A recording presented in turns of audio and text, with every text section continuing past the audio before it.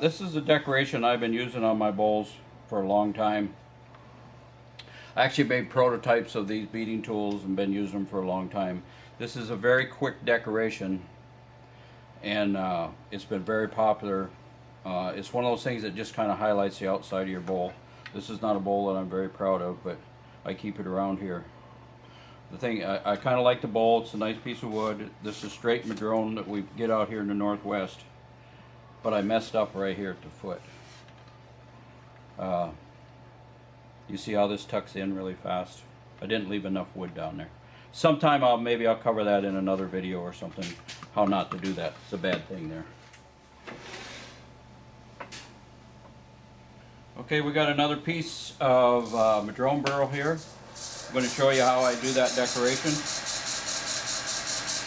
I'm going to clean the outside of this up a little bit. Just up here at the top. Get this running through. All my finish cuts I like to do from the bottom of the bowl to the top. Bowl's got a little crack in it. I'm using that straight up bowl grind again with the wing. Cutting with the wing.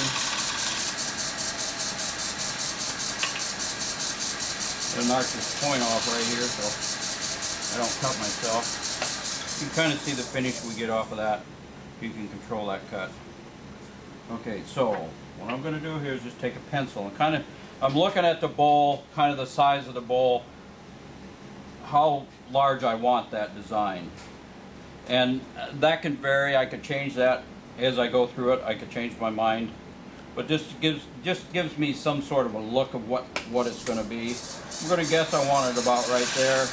And I'm going to want it to stop about right there. So that to me is kind of the proportions of what I would like on this bowl.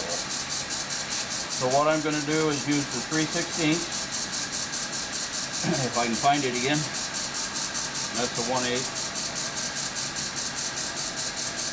There it is right there. So center line or above, I'm going to do this above center line on this one a little bit, just to show you that you don't have to be that perfect with it. It can vary. So I'm going to pierce him right here.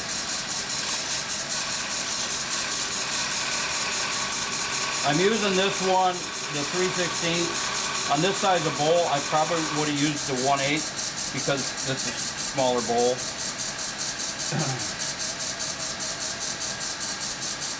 But I think you'll be able to see this better. And this is the 1/16.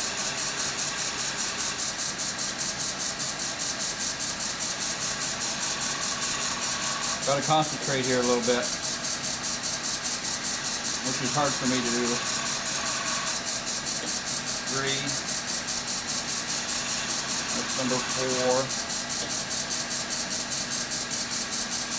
That's number 5.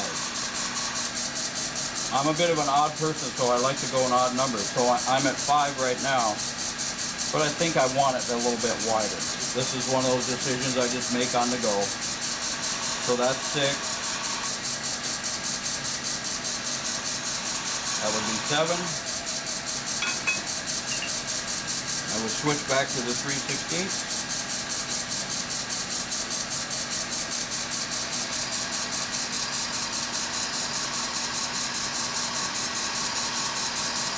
Watch for the flat to go away.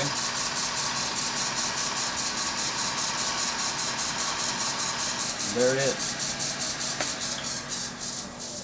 If you so you can use these. You take one of these to your meeting, and they'll see this. Somebody will say, "How the heck did you do that? How long did it take you?" You just tell them it took you hours. Don't tell them any different. So another thing you can do with these on some more difficult wood, at the end of the cut, you can kind of raise this handle, then it acts more like a sander. You see how I just raised that handle? Some woods it'll clean it up a little bit.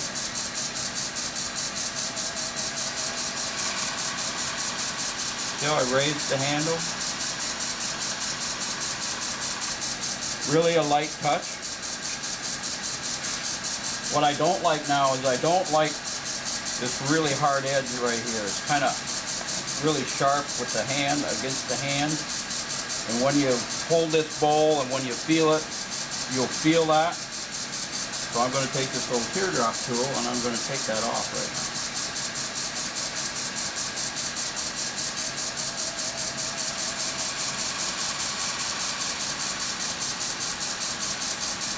This is another place, if you get these and they don't cut really clean, you can put your finish of choice, whatever you're going to put on the final piece, put some on there, let it set for 10 minutes, put a new burr, or sharpen up your tool. Some woods that work better with a burr, some that don't.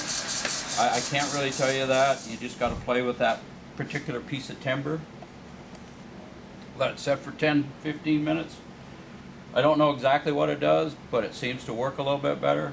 I had a chemistry professor here that took some lessons, and he says it changes the surface tension. And he's a lot smarter than me, and I would have a tendency to believe him. So that pretty much covers all of our beading tools. You want to spray it? Oh yeah, I'll spray that. See, that's why I got Larry here.